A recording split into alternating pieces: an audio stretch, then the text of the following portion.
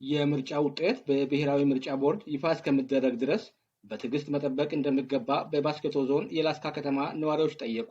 ካነጋገርናቸው የላስካ ከተማ ነዋሪዎች መካከል አቶ ታደለ ገብሬ ማህለት አራጋውና አቶ ገዛኸኝ ጥላሁን ለደቡብ ሬዲዮና ቴሌቪዥን ድርጅት በሰጡት አስተያየት ምርጫው ሰላማዊ በሆነ መንገድ በመጠናቀቁ መደሰታቸውን ገልጸዋል።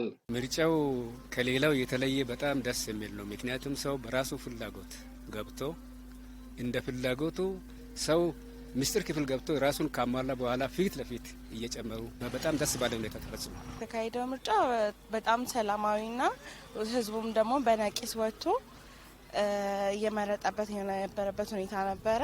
በጣም ነበረ ደስ የሚለው። ከጠዋት ጀምሮ ሰልፉ እስከ ማታ ድረስ ህዝቡ የሚመራኝን መንግስት እመርጣለሁ ብሎ ወጥቶ በነቂስ ሲመርጥ ነበረ እና ሰላማዊም ነበር። እኛ እንግዲህ እንዳየነው በጣም ሰላማዊ ነው።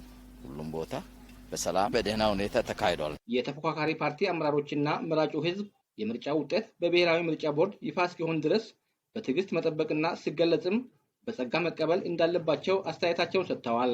ሰቡ እንግዲህ ውጤቱ እስኪገለጽ ድረስ ህብረተሰቡ በተስፋ በጸጥ ብሎ መጠበቅ እንዳለባቸው ውጤቱን መግለጽ ያለበት ከኢትዮጵያ ብሔራዊ ምርጫ ቦርድ ራሱ ቀጥታ መገለጽ አለበት። ውጤቱ ህብረተሰቡ በትዕግስት መጠበቅ አለ። ውጤቱ እስኪገለጽ ድረስ ህዝቡ በትዕግስት መጠበቅ አለበት። ምርጫ ቦርዱ እስኪያሳውቀን ድረስ ማለት ነው እና በሰላማዊ መንገድ ሁሉም በትዕግስት ይጠብቅ ባይ ነኝ። ውጤት መግለጽ የሚችለው ምርጫ ቦርድ ብቻ ነው። ምርጫ ቦርድ ነው ይህንን የሚገልጸው። የምርጫ ቦርድን መግለጫ ወይም ምርጫ ቦርድ የሚገልጸው ነው። በተስፋ እንግዲህ የምንጠብቀው ማንኛውንም ነገር ህዝቡ ከጸጥታ አካላት ጋር በመተባበር የአካባቢውን ሰላምና ደህንነት መጠበቅ እንዳለባቸው መልእክት አስተላልፈዋል። ህዝበሰቡ ያ ምርጫው እስኪገለጽ ድረስ አካባቢውን በሰላም መጠበቅ አለባቸው። ጸጥታውን መጠበቅ ነው፣ ሰላሙ መጠበቅ ነው ያለበት አምኖበት ማለት ነው። ስለ ጸጥታው ስለ ሰላሙ ራስን በራሱ መጠበቅ አለበት። ስለዚህ ማንም የራሱን ጸጥታውን ጠብቆ ሰላም ካልሆንኩ ሌላው ሰላም አይሆንም። ስለዚህ እኔ ሰላም ካደፈረስኩኝ ሌላውም ሰላም አጣ ማለት ነው። ሰላማዊ ኑሯችንን እንደ ቀድሟችን መኖር ነው እኔ የምለው።